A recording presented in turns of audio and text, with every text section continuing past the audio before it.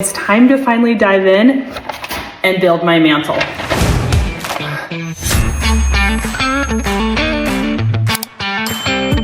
Okay, so here's my plan. I had a bunch of leftover MDF from when the builders built, and so I'm gonna try and build it just completely out of scraps for a $0 mantle for me.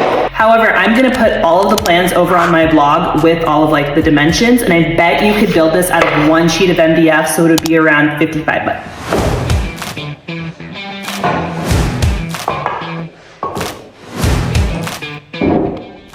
Okay, so this is like the basic gist layout of like the inside carcass, so it's gonna be hollow. So I started taping out kind of where it's gonna go. I think that I like this narrow better than having it be so close to the edge. I thought that the MDF would end up being more sturdy if I used some trim screws, so I pre-drilled and then I inserted the trim screws.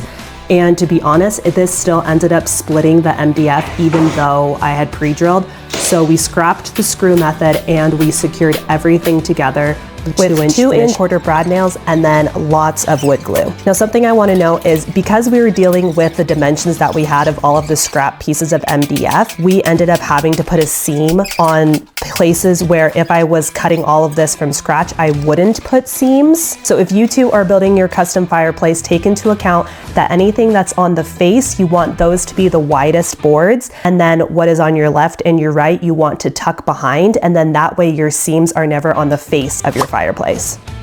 I personally really like Titebond 2 because it has a long enough dry time that I can manipulate and move pieces around to get them so that they're flush, but then it also dries quickly enough that things are secure.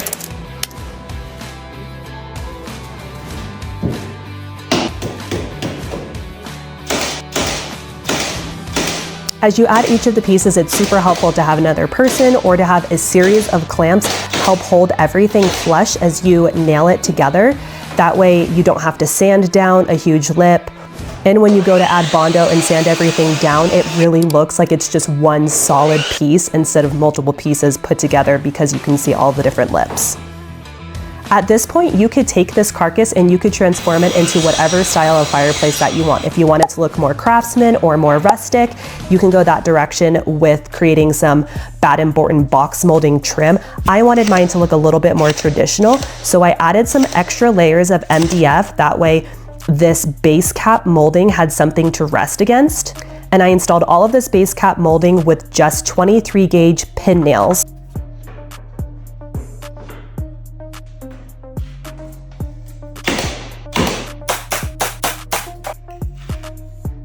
To cover up those seams that I was talking about, I like using Bondo. Now, Bondo is a little bit difficult for beginners to use because you have to work quickly. It's a 2-part system. You only want to mix up as much as you can use within a 5-minute span because it hardens really, really quickly and you can't spread it anymore. I've also found that it is so much easier to use a plastic spreader to get it nice and smooth as opposed to any kind of metal spreader. I also like to put my Bondo on a scrap piece of cardboard or wood or even a paper plate. That way I can just throw it in the trash once we're all done because this stuff stinks. Adding on the crown molding trim is what really makes this mantle traditional, but it was also the most difficult part. I wanted the very top piece of our mantle to hang over all of the edges by 1/4 inch, but I didn't want to cut that down until I knew exactly where that piece was going to hit on my crown molding. So we put in just a couple of nails to temporarily hold a piece on top. That way our crown molding had something to push up against as we installed it with 2-inch brad nails. After all the crown was in place, I drew out exactly where the crown hit on the top piece and we popped it off. And then we cut it to size, making sure that we had that 1/4 inch reveal around the entire top.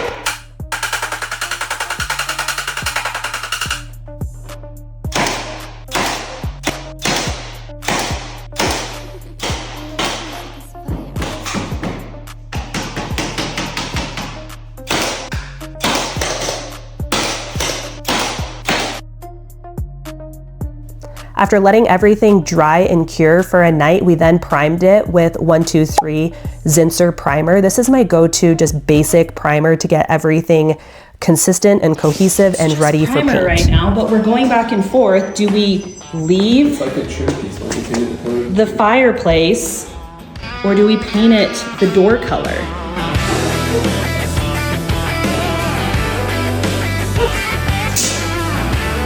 Now, before we could install the mantle, we needed to tile the fireplace surround.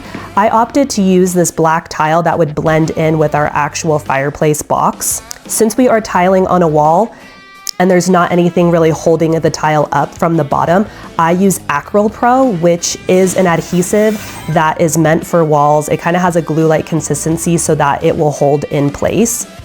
I'm using a 1/4 inch trowel. Be sure to check your tile for the size trowel that you need. Smaller tiles need a smaller notch trowel. Large format tiles need a larger notch trowel.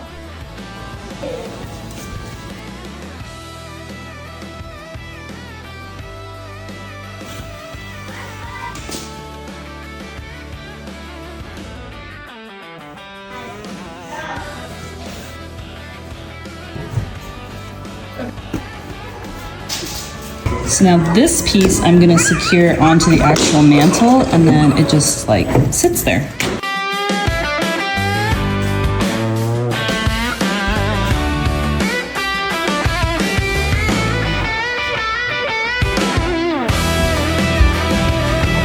Like if we right now just brad nailed right here, it's only gonna go into that top piece, maybe a little bit through the second piece. It's gonna hold, it's not gonna go anywhere.